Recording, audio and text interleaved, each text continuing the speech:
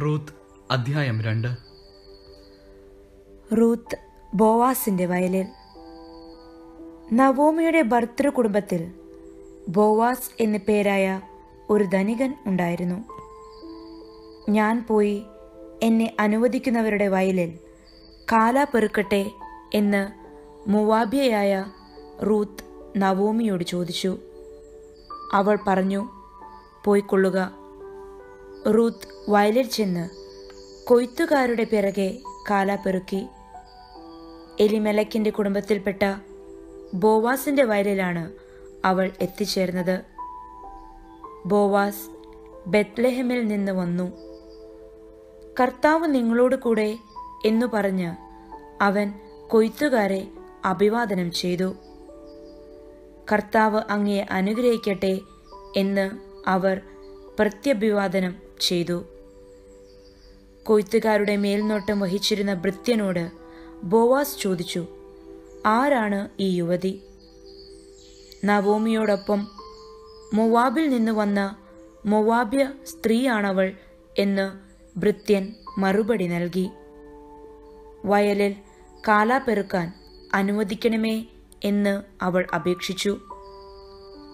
രാവിലെ മുതൽ ഇതുവരെ വിശ്രമമില്ലാതെ കാല പെറുക്കുകയാണ്.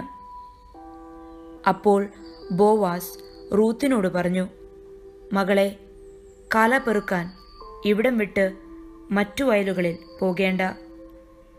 എൻ്റെ ദാസിമാരോട് കൂടെ ചേർന്നുകൊള്ളുക. അവർ കൊയ്യുന്നതെവിടെയെന്ന് നോക്കി അവരെ പിന്തുടരുക. നിന്നെ ശല്യപ്പെടുത്തരുതെന്ന് ഭൃത്യന്മാരോട് ഞാൻ പറഞ്ഞിട്ടുണ്ട്. നിനക്ക് ദാഹിക്കുമ്പോൾ അവർ കോരി വച്ചിട്ടുള്ള വെള്ളം കുടിക്കാം.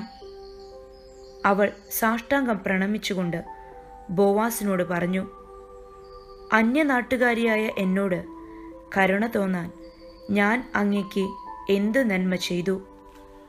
ബോവാസ് പറഞ്ഞു, ഭർത്താവിൻ്റെ മരണത്തിന് ശേഷം നീ അമ്മായി അമ്മയ്ക്ക് വേണ്ടി ചെയ്തതും മാതാപിതാക്കളെയും സ്വദേശത്തെയും വിട്ട് അപരിചിതരായ ജനത്തിൻ്റെ ഇടയിൽ വന്നതുമെല്ലാം എനിക്കറിയാം.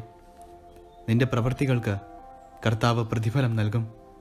നീ അഭയം പ്രാപിച്ചിരിക്കുന്ന ഇസ്രായേലിൻ്റെ ദൈവമായ കർത്താവ് നിന്നെ സമൃദ്ധമായി അനുഗ്രഹിക്കും. അപ്പോൾ റൂത്ത് പറഞ്ഞു, യജമാനനെ, അങ്ങ് എന്നോട് വലിയ ദയയാണ് കാണിക്കുന്നത്. എന്തെന്നാൽ ഞാൻ അങ്ങയുടെ ദാസിമാരിൽ ഒരുവളല്ല. എങ്കിലും ഈ ദാസിയെ ആശ്വസിപ്പിക്കുകയും കരുണയോടെ സംസാരിക്കുകയും ചെയ്തു. ഭക്ഷണ സമയത്ത് ബോവാസ് അവളോട് പറഞ്ഞു, വന്ന് ഭക്ഷണം കഴിക്കൂ. വീഞ്ഞിൽ മുക്കി അപ്പം ഭക്ഷിച്ചുകൊള്ളൂ. അങ്ങനെ അവൾ കൊയ്ത്തുകാരോടുകൂടെ ഇരുന്നു. അവൻ അവൾക്ക് മലർ കൊടുത്തു. അവൾ ഭക്ഷിച്ച് തൃപ്തിയായി. ബാക്കിയും വന്നു. അവൾ കാല പെറുക്കാൻ എഴുന്നേറ്റപ്പോൾ ബോവാസ് ഭൃത്യന്മാരോട് പറഞ്ഞു, അവൾ കറ്റകളുടെ ഇടയിൽ നിന്ന് ശേഖരിച്ചു കൊള്ളട്ടെ. അവളെ ശകാരിക്കരുത്. കറ്റകളിൽ നിന്ന് കുറേശ്ശെ വലിച്ചൂരി അവൾക്ക് പെറുക്കാൻ ഇടണം. അവളെ ശാസിക്കരുത്. അങ്ങനെ അവൾ സന്ധ്യ വരെ കാല പെറുക്കി. മെതിച്ചപ്പോൾ ഏകദേശം 1 ഏഫ ബാർലി ഉണ്ടായിരുന്നു. അവൾ അതെടുത്തുകൊണ്ട് നഗരത്തിലേക്ക് പോയി. താൻ ശേഖരിച്ച ധാന്യം അമ്മായി അമ്മയെ കാണിച്ചു. ബാക്കി വന്ന ആഹാരം അവൾക്ക് കൊടുക്കുകയും ചെയ്തു. അമ്മായി അമ്മ ചോദിച്ചു, എവിടെയാണ് ഇന്ന് നീ കാല പെറുക്കിയത്? എവിടെയാണ് ഇന്ന് നീ ജോലി ചെയ്തത്? നിന്നോട് കരുണ തോന്നിയ മനുഷ്യൻ അനുഗ്രഹീതനാകട്ടെ. താൻ ഇന്ന് ജോലി ചെയ്തത് ബോവാസിനോടുകൂടെയാണെന്ന് അവൾ അമ്മായി അമ്മയോട് പറഞ്ഞു. നവോമി മരുമകളോട് പറഞ്ഞു, ജീവിച്ചിരിക്കുന്നവരോടും മരിച്ചവരോടും കാരുണ്യം കാണിക്കുന്ന കർത്താവ് അവനെ അനുഗ്രഹിക്കട്ടെ. അവൾ തുടർന്നു, അവൻ നമ്മുടെ ബന്ധുവാണ്, ഉറ്റ ബന്ധു. റൂത്ത് പറഞ്ഞു, കൊയ്ത്ത് മുഴുവൻ തീരുവോളം വേലക്കാരോടുകൂടെ ഉണ്ടായിരിക്കണമെന്ന് അവൻ എന്നോട് പറഞ്ഞിട്ടുണ്ട്.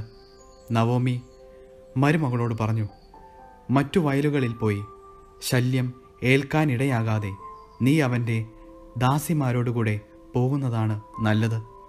അങ്ങനെ ബാർലിയുടെയും ഗോതമ്പിൻ്റെയും വിളവെടുപ്പ് കഴിയുന്നതുവരെ അവൾ ബോവാസിൻ്റെ ദാസിമാരോട് ചേർന്ന് നിന്ന് കാല പെറുക്കി തൻ്റെ അമ്മായി അമ്മയോടൊത്ത് ജീവിച്ചു.